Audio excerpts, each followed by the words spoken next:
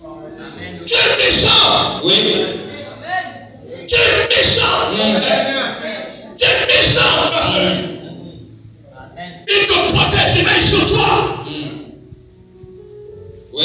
L'argent, tu ne peux même pas lui donner comme ça. Tu en parles avec Dieu. Il fait lever son soleil sur les bons et les méchants. Regardez. Regardez-moi. Si vous comprenez ce que je vais vous dire maintenant, même le regard que vous avez ou la relation que vous avez avec l'argent va changer. Écoutez-moi. Si on vous annonce que vous avez le cancer du rectum, ou le cancer des poumons, ou le cancer du foie, et qu'il vous reste juste une semaine à vivre. Je dis combien de semaines? Une semaine. Je n'entends pas bien. Donnez-moi une semaine. Une semaine. Je peux venir à l'hôpital avec 1 million de francs. C'est mon frère. Voici 1 million de francs.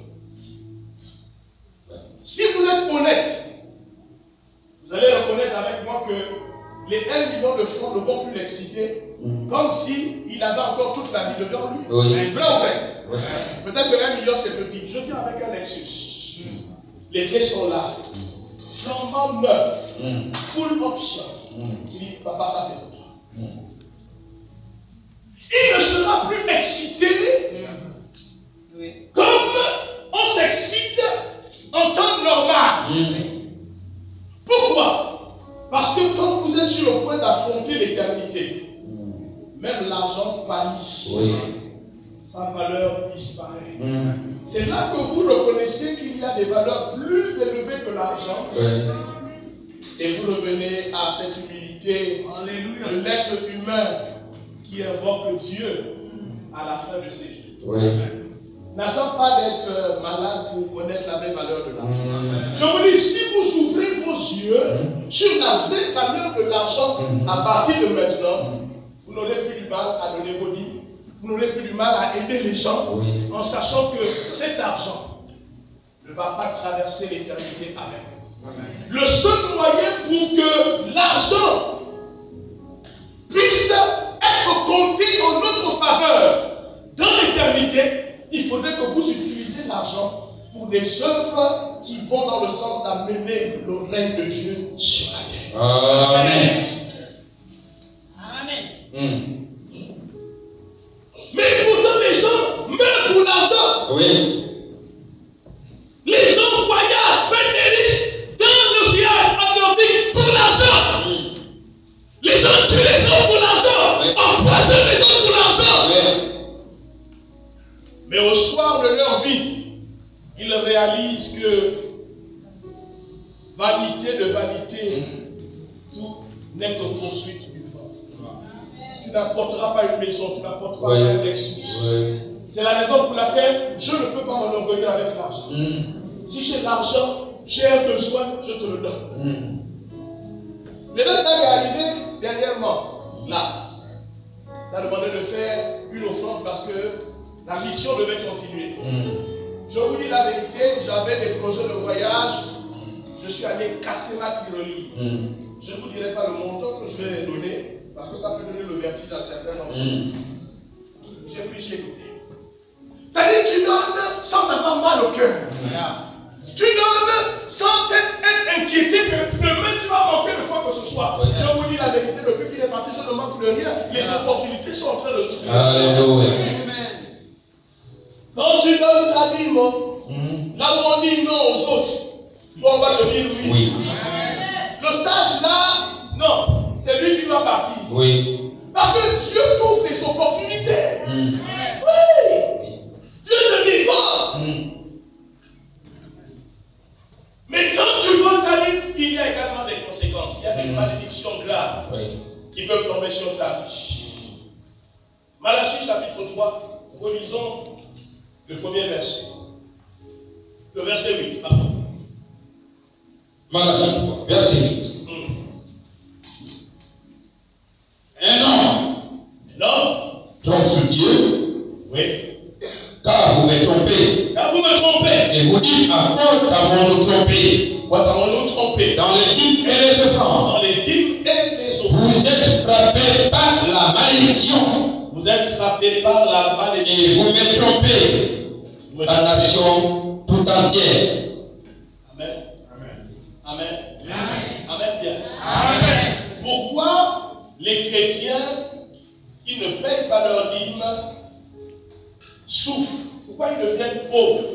Pourquoi ils deviennent misérables? La Bible répond à cela. Mais il y a plusieurs fois, nous, on vous a beaucoup trompé.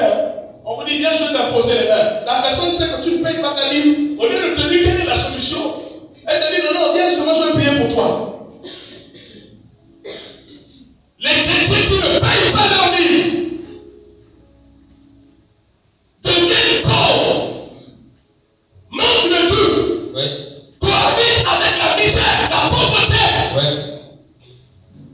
Tout simplement parce qu'ils n'ont rien à récolter, puisqu'ils n'ont rien planté, ils n'ont rien su.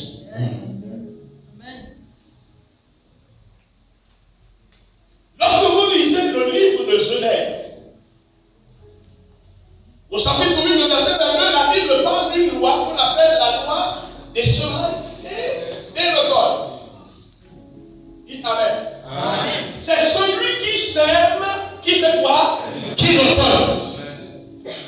Vous ne pouvez pas aller derrière votre maison et dire, banane, sortez de terre. Et les bananes vont sortir. C'est pas possible. Vous ne pouvez pas aller dans votre plantation et dire, talon, sortez de terre. Ce n'est pas possible si vous n'avez pas au préalable semé quelque chose.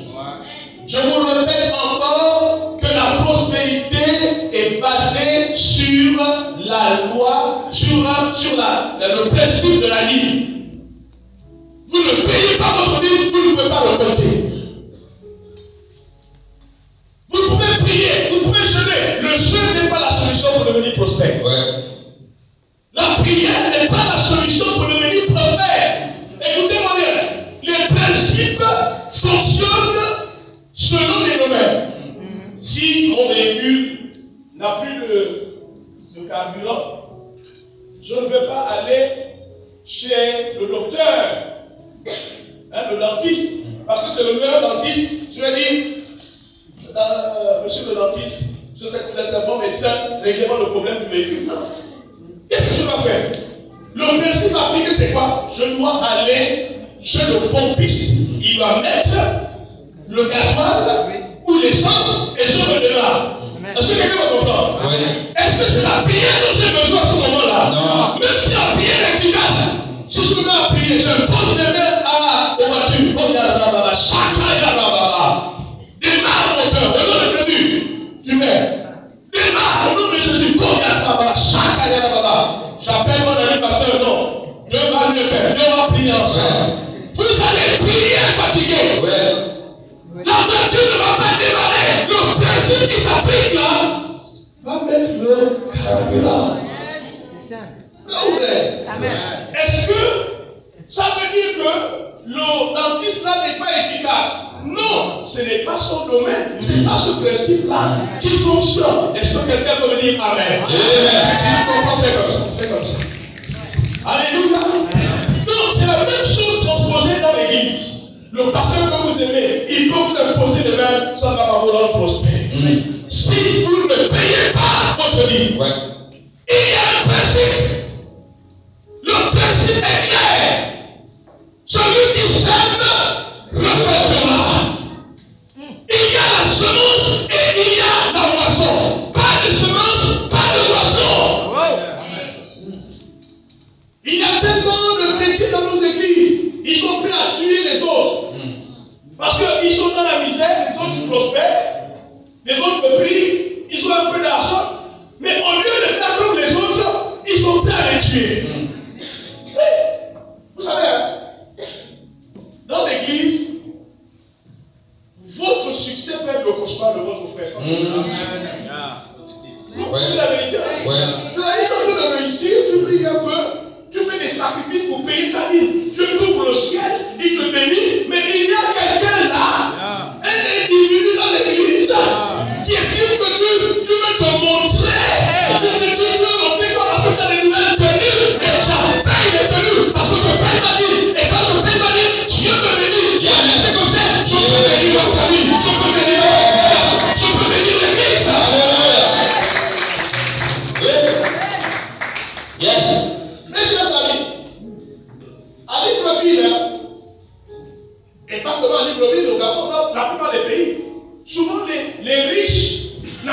pas dans les mêmes quartiers que les pauvres.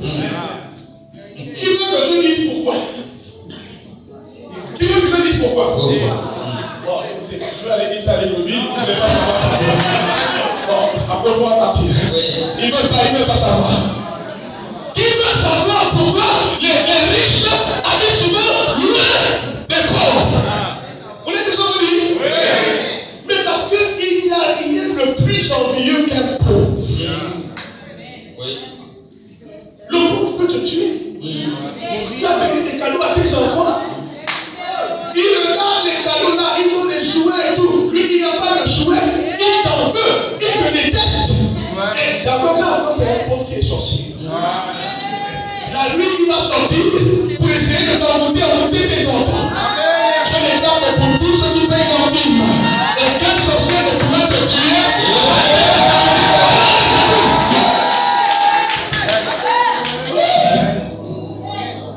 Nous avons le droit naturel, le droit divin, le droit constitutionnel d'être heureux sur la terre. Dès le moment où je paye mon prix, j'ai le droit d'être heureux. Et donner du plaisir à mes enfants, et donner du plaisir à ma famille, de pouvoir m'habiller, de pouvoir voyager, chanter le Père.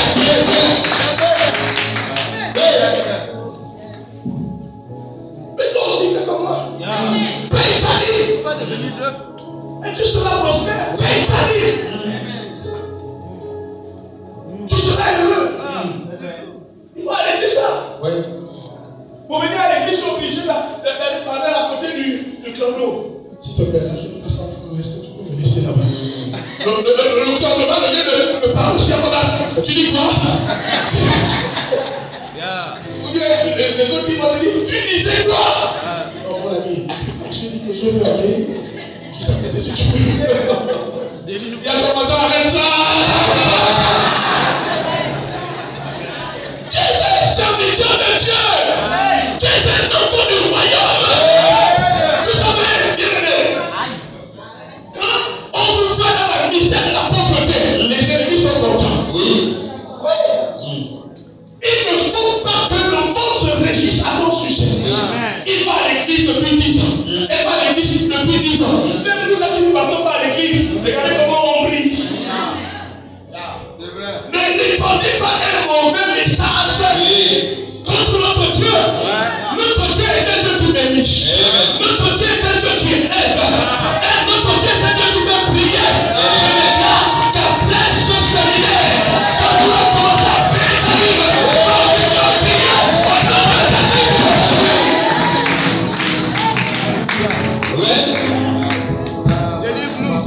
tu sais ce que tu vas faire.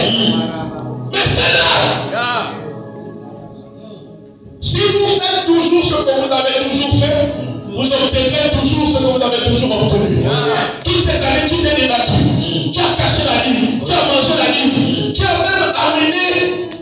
My God. Tu vas manger des pizzas avec la vie de Dieu. Et tu te demandes pourquoi maintenant tu as les oppositions intestinaux. Wow. Aujourd'hui, tu as même des hémorroïdes. Tu dis, ah mais c'est ça l'ennemi là.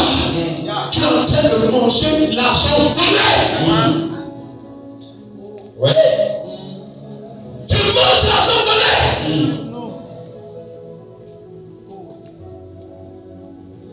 Je vois les frères dans cette église. À la fin de ce je vois les dîmes. Les dîmes. Ça va être un exploit que tu vas faire. Tu vas prendre ta dîme. Je déclare qu'à partir du moment où tu vas déposer ta dîme, je prophétise que la pauvreté oublie ton adresse au nom de Jésus. Je dis la pauvreté oublie ton adresse au nom de Jésus.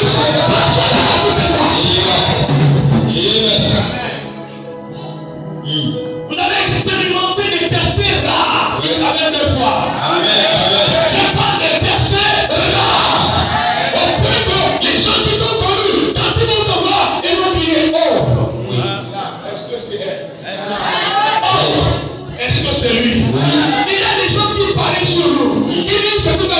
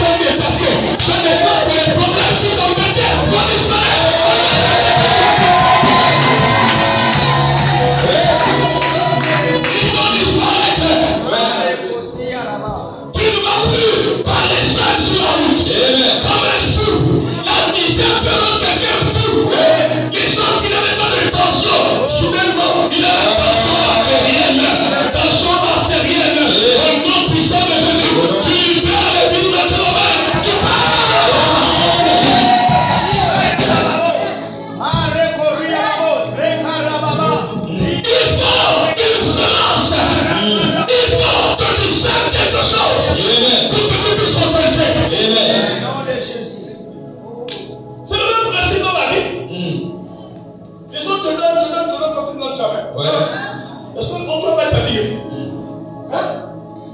Tout le temps, c'est moi qui t'appelle. Alors, bonjour, restaurant. Tu ne changes. Non, c'est parce qu'on filme là. Je devais parler de quelque chose. Je devais parler de quelque chose. Non, il y a quelqu'un, il n'y a pas de problème. Regarde. Elle m'a dit, pasteur, tous les jours, on va manger. Il ne va même pas me surprendre. Vous mangez 29 jours sur 30. Il va même pas dire, bon voilà, on se fait quand même les 500 là et tout. Rien du tout. Lui, c'est mange cadeau. Ou à cadeau. Mais pour la dignité de l'homme, quand tu ne sais pas donner, comment les autres vont te considérer? Tu demandes la considération, mais tu ne fais pas les choses qui peuvent amener les gens à te considérer. Il y a demandé la chance maintenant.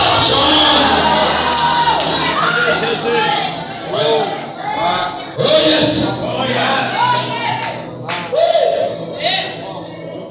Il faut se mettre pour te dire quelque chose. Que tu as pu la donner. Imaginez quelqu'un qui ne sait pas donner. Les amis vont le fuir. Ouais. Oui. Ouais. Les gens vont te fuir. Donne de la valeur à ta vie. Ou ceux qui ont maladie, donne de la valeur à ta vie. Donne la valeur à ta vie. Et pour de toi, et pour de toi, donne ta vie, donne ta vie, donne ta vie.